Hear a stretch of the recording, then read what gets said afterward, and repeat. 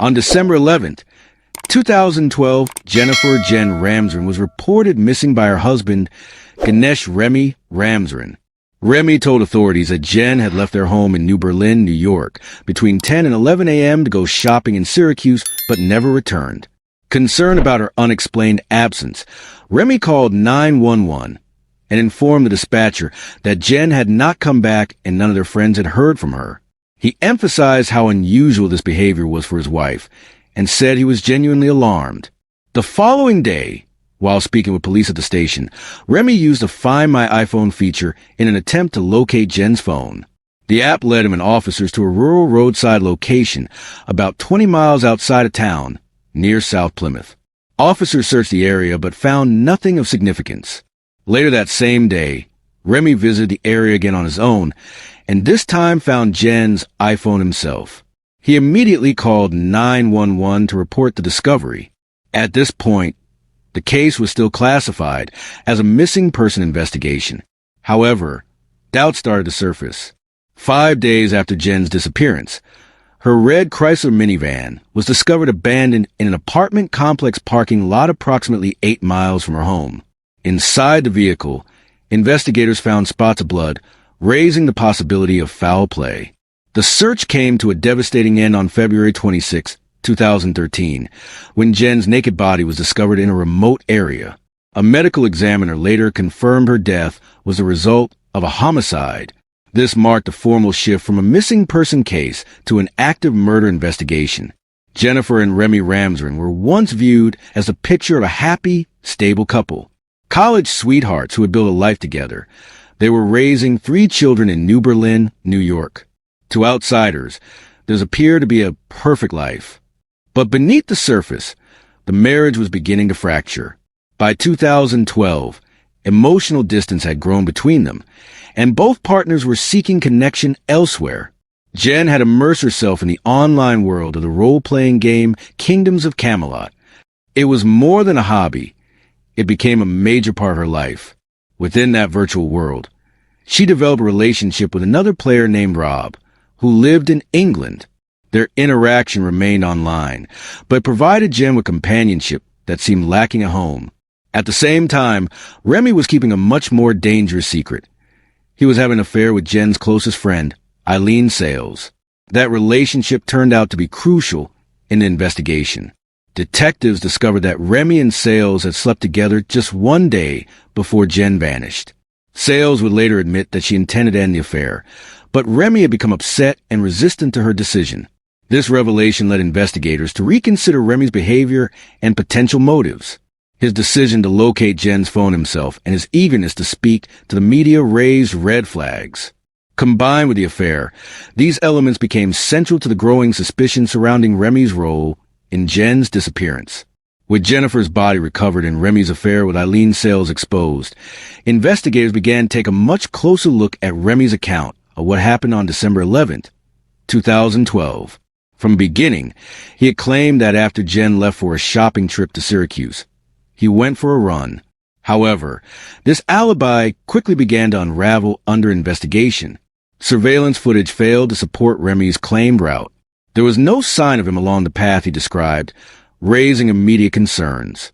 Eventually, he was seen on camera arriving at a YMCA, but only later in the day.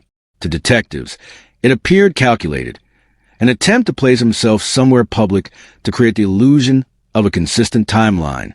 The inconsistencies were enough to raise doubts, but the physical evidence would further weaken his story. A small spot of blood was found on the couple's mattress, and additional traces of blood were discovered on the sweatshirt Remy had worn the day Jen went missing. Investigators concluded that the most likely scenario was that Remy killed Jen at home, transported and dumped her body in a remote area, discarded her phone near a roadside, left a red minivan in an apartment complex parking lot, and then traveled on foot to the YMCA in an attempt to construct an alibi. On May 17th, 2013, Remy was arrested and formally charged with second-degree murder. Despite this, he continued to insist he was innocent. In an interview with Dateline, Remy stated that he had the perfect life, a wife, a girlfriend, children, and claimed he had no reason to harm Jen. Investigator, however, believed the evidence painted a very different picture. In 2014, Ganesh Remy Ramswaran stood trial for the second-degree murder of his wife, Jennifer Ramswaran. Prosecutors presented a narrative centered around motive, deception, and control. They argued that Remy had grown tired of his marriage and wanted to be free to pursue his affair with Eileen Sales. According to them, he viewed Jen as an obstacle to the life he desired and planned to remove her permanently. Among the most compelling testimony came from Remy's longtime best friend. He revealed that Remy had spoken about divorcing Jen and seemed confident he would receive custody of their children. This detail reinforced the prosecution's theory that Remy believed he could rebuild his life with Eileen without the constraints of his marriage. The state also emphasized the calculated nature of Remy's behavior after Jen's disappearance. His decision to find her phone himself and speak openly with the media appeared less like concern and more like an attempt to control the narrative. Physical evidence, including the bloodstains on the mattress and his sweatshirt, further supported the prosecution's version of events. The absence of a credible alibi also weighed heavily against him. Remy took the stand in his own defense. He insisted he was innocent and claimed he still loved both Jen and Eileen. He maintained that he had no reason to harm Jen and described his life before her death as perfect. But the jury was not persuaded. After evaluating the evidence and testimony, they found him guilty of second-degree murder. The judge sentenced him to 25 years to life in prison. The conviction marked what many believed was a final chapter in the case. Yet further legal developments would soon reopen the story. In 2022, nearly a decade after his conviction, Ganesh Remy Ramswaran's legal battle took an unexpected turn. A judge overturned his second-degree murder conviction, citing ineffective legal representation during the original trial. The spotlight fell on Gilberto Garcia, Remy's defense attorney, whose performance was deemed severely inadequate. Garcia, who had never tried a murder case before, reportedly relied on internet searches, using Google, to grasp basic forensic concepts central to the case. His lack of experience became even more evident when he failed to retain expert witnesses and neglected to properly prepare Remy for his testimony on the stand. Perhaps most damaging was Garcia's own closing argument, during which he admitted to the jury that he had questioned Remy's innocence 1,000,000 times. This admission, along with his uncoordinated courtroom strategy, played a key role in the judge's ruling to vacate the conviction. Remy's new defense attorney, David Hammond, pointed to Garcia's handling of the case as not only chaotic but prejudicial. He described the trial as a disaster, especially when Remy, unprepared and unsupported, faced intense cross-examination. Even Ben Bergman, the special prosecutor assigned to the case, agreed that a new trial was warranted. He stated that the legal deficiencies were unlike anything he had ever encountered. Still, Bergman continued to believe in Remy's guilt. He referenced newly discovered voicemails Jen left for an online acquaintance on the day she disappeared, messages that made no mention of a shopping trip. But with key witnesses like lead investigator Richard Cobb no longer alive, the road to a second trial was filled with complications. The reversal did not prove Remy's innocence. It only exposed critical flaws in the system that once convicted him. In 2023, Ganesh Remy Ramswaran accepted a plea deal, avoiding the uncertainty of a second trial. He pleaded guilty to first-degree manslaughter in exchange for a 22-year prison sentence.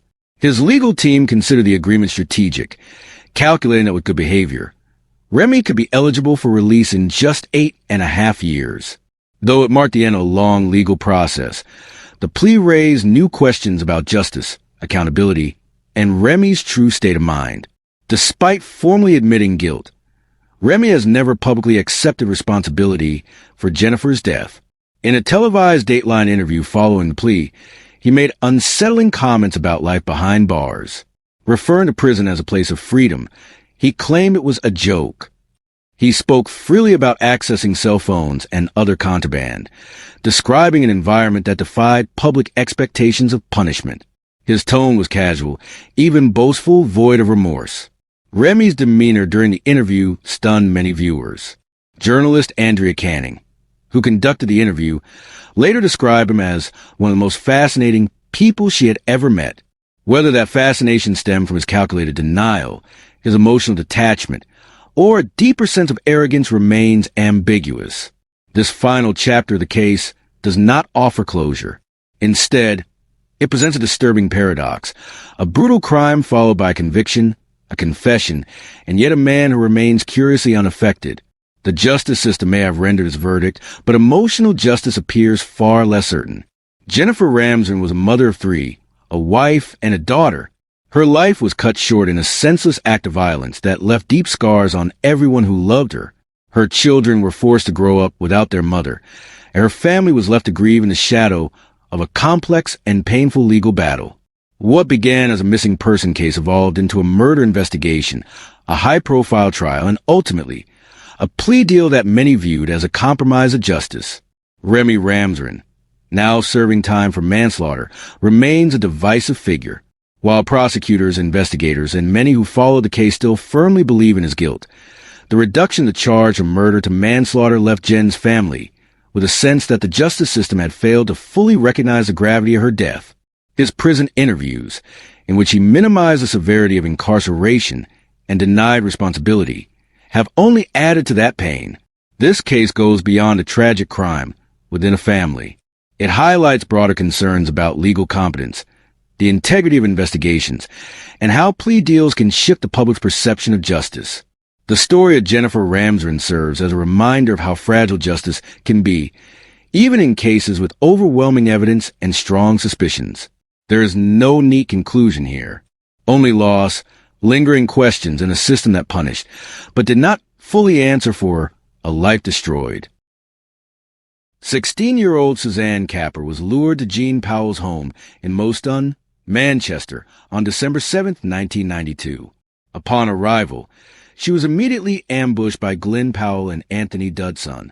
The 2 men forcibly restrained her as Glenn shaved off her head and eyebrows. Suzanne was then ordered to clean up the hair and dispose of it in a bin. Following this, a plastic bag was placed over her head, and she was struck repeatedly on the head. Once the bag was removed, Jean Powell and Bernadette McNeely kicked her while she lay curled on the floor. The beating escalated when the 2 women took turns hitting Suzanne with a 3-foot-long wooden instrument and a belt. She was then taken to the bathroom and forced to shave off her pubic hair. This act was described by her attackers as a form of ritual humiliation, supposedly in retaliation for a situation involving Dudson and McNeely. The cruelty did not end there. That night, Jean Powell locked Suzanne inside a cupboard, initiating a 7-day period of captivity and torture. This event marked the beginning of one of the most brutal and senseless crimes in recent UK history. Suzanne, a teenager with her life ahead of her, was subjected to dehumanizing abuse that stripped away her dignity. Her captors showed no empathy, only a relentless drive to dominate, humiliate, and inflict pain. The acts committed on that first night set the tone for the following week, during which Suzanne would endure unimaginable suffering at the hands of those she once knew. The following morning, Suzanne was moved upstairs and locked in another cupboard. Her captors became concerned that Jean and Bernadette's 6 children were being disturbed by Suzanne's cries. As a result, she was transferred to Bernadette McNeely's house. There, Suzanne's ordeal escalated to even more horrifying levels. She was tied spread-eagle to an upturned bed using electrical flex in a back room. From that point forward, her abuse intensified with methodical cruelty. Over the next 5 days, Suzanne was subjected to a relentless cycle of torture. She was regularly beaten, injected with amphetamines, and burned with cigarettes. Psychological torment accompanied the physical brutality. Rave music was blasted into her ears through headphones at maximum volume. Most disturbingly, the track, "Hi, I'm Chucky, Wanna Play?" containing sound bites from the horror film Child's Play, was played repeatedly. Before each new round of abuse, Bernadette McNeely would initiate the session by announcing, "Chucky's coming to play." Suzanne lay tied down, unable to move or escape, isolated in a room filled with noise, pain, and fear. Her captors exercised complete control over her body and mind, showing no remorse or hesitation. The mixture of drugging, beating, and sensory torture formed a deliberate campaign to break her spirit. This section of Suzanne's captivity highlighted not only physical violence, but a calculated effort to dehumanize her. Her attackers used music, restraints, and repeated abuse as instruments of psychological warfare. The house where she was held became a chamber of terror, detached from the outside world, where cruelty flourished unchecked. During Suzanne's captivity, two additional individuals, Clifford Pook and Jeffrey Lee, visited Bernadette McNeely's house and directly witnessed her condition. Suzanne was blindfolded, gagged, and tied to the upturned bed. She had been lying in her own urine and feces for several days, unable to move or clean herself. The sight was horrific. Yet instead of helping her, the visitors escalated the abuse. Suzanne was dragged to the bathroom and placed into a bath filled with concentrated disinfectant. A stiff brush was then used to scrub her skin with such force that it removed layers of flesh. The pain she endured during this act was unimaginable, yet the torment did not end there. In one of the most gruesome episodes of her captivity, Clifford Pook used pliers to forcibly extract two of Suzanne's teeth. This horrific act was later described by Anthony Dodson, who stood nearby with Jean Powell and Bernadette. Pook removed Suzanne's gag, told her to open her mouth, and began smashing her teeth with the pliers. After repeated strikes and yanking, he finally succeeded in pulling two teeth. According to Dodson, Pook laughed during the act and later kept the extracted teeth in his home as grotesque trophies. This section underscores how the violence against Suzanne was not limited to her initial captors. Others became involved, either actively participating or passively allowing it to continue. It revealed a chilling level of complicity and a complete disregard for human suffering. Suzanne's world had narrowed to a single room, visited only by those who came to inflict more harm. In the early hours of December 14, 1992, Suzanne's captors decided to dispose of her. She was forced into the boot of a stolen white Fiat Panda and driven approximately 15 miles to Werneth Low, located near Stockport. In the car were Bernadette McNeely, Jean Powell, Glenn Powell, and Anthony Dodson. Bernadette reportedly giggled during the drive. Once they arrived at a secluded bramble-covered embankment, Suzanne was pushed down into the undergrowth. Bernadette attempted to ignite petrol poured over Suzanne, but struggled to do so. Glenn Powell and Dodson then intervened, making multiple attempts to start the fire. Eventually, they succeeded in setting Suzanne alight. During this final act of unimaginable cruelty, Bernadette began to sing lyrics from the Tramp's song Disco Inferno, repeating, "Burn, baby, burn." As Suzanne burned, her attackers left her alone in the darkness. They made no effort to ensure she was dead. The intention was clear. They wanted her gone, erased from their world. But against all odds, Suzanne's body did not give up. This final ordeal represents the most devastating act of violence in the entire sequence of abuse. After 7 days of torture, Suzanne was discarded like trash and set on fire while still alive. The inhumanity shown in this act defies comprehension. It was not a spontaneous act of rage, but a coordinated, chillingly executed decision to eliminate a helpless victim. It demonstrated the extent to which empathy and morality had vanished among those involved.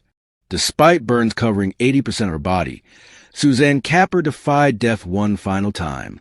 After her attackers fled, she managed to crawl out of the brambles and climb back up the embankment. Incredibly, she staggered for nearly a quarter of a mile to reach Comstall Road. At 6:10 a.m., Barry Sutcliffe and two colleagues were driving to work when they found Suzanne. Horrified by her condition, they immediately sought help from a nearby house. There, Michael and Margaret Coop answered the door.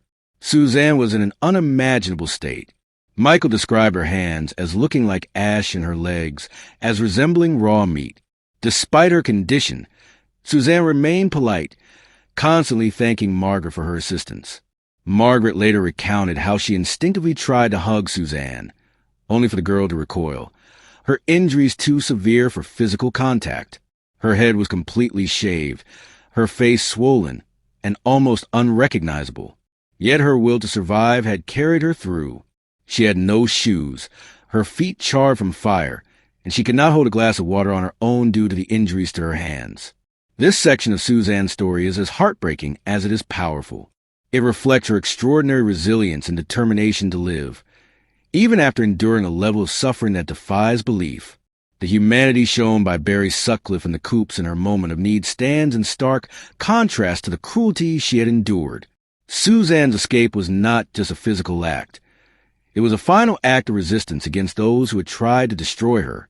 Suzanne was rushed to Withington Hospital, where medical staff began emergency treatment. Despite the severity of her injuries, she remained conscious long enough to identify her attackers. She named all 6 individuals involved and gave police the address of Jean and Glenn Powell. Her information became the cornerstone of the investigation. Suzanne's injuries were so severe that her mother and stepfather could not recognize her. Her head had been shaved, her face was swollen, and her body was covered in burns. The only way she could be positively identified was through a partial fingerprint taken from her thumb, the only part of her hand not completely destroyed by fire. Shortly after providing her statement, Suzanne slipped into a coma. Despite the best efforts of doctors and nurses, she succumbed to multiple organ failure and died on December 18, 1992, 4 days after being set alight. Her death marked the end of a week-long ordeal that remains among the most disturbing crimes in modern British history. Suzanne's bravery in the face of death ensured that justice could be pursued.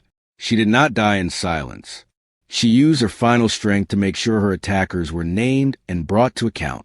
The medical professionals who tried to save her witnessed firsthand the extent of human cruelty and the resilience of a young girl determined to survive. Her final moments were marked by unimaginable pain, but also by purpose. Suzanne Capper's voice was heard, even as her life slipped away. Her death did not mark the end of the story. It marked the beginning of a fight for justice that would follow. Following Suzanne Capper's death, Greater Manchester Police acted swiftly. Detective Inspector Peter Wall led the investigation. On the morning of December 14, 1992, at 7:30 a.m., officers secured 97 Langworthy Road and arrested all occupants. The horror of the case unfolded rapidly. As the evidence mounted, Detective Wall remarked, "As the story began to unfold, we just couldn't believe it." Forensic examination revealed disturbing details. Hair samples were recovered from an outdoor waste container. Tools used to extract Suzanne's teeth were found stored alongside Christmas decorations. So deeply moved were the officers that they collectively paid for flowers to be sent to Suzanne's hospital bed. Court proceedings began on November 16, 1993, lasting 22 days. Throughout the trial, the jury was visibly shaken, especially during descriptions of the torture Suzanne endured. Each defendant offered conflicting accounts, attempting to shift blame, but the prosecution presented overwhelming evidence. After 9 hours and 52 minutes of deliberation, the jury delivered guilty verdicts on December 16th. Jean Powell, Bernadette McNeely, and Glenn Powell received life sentences with minimum terms of 25 years. Anthony Dudson, who was 16 at the time, received a reduced sentence of 16 years. Clifford Pook and Jeffrey Lee were sentenced to 15 and 12 years, respectively. As the sentences were announced, Suzanne's family cried out in relief, shouting, "Yes! Yes!" Over time, all 6 individuals were released on parole. Their return to society has sparked public outrage and reignited debates around sentencing for violent crimes. For Suzanne's family, each release reopened deep emotional wounds. The case of Suzanne Capper continues to stand as one of the UK's most disturbing crimes. Its legal legacy still referenced today. Despite her death, Suzanne ensured her killers were named, and her voice helped bring them to justice.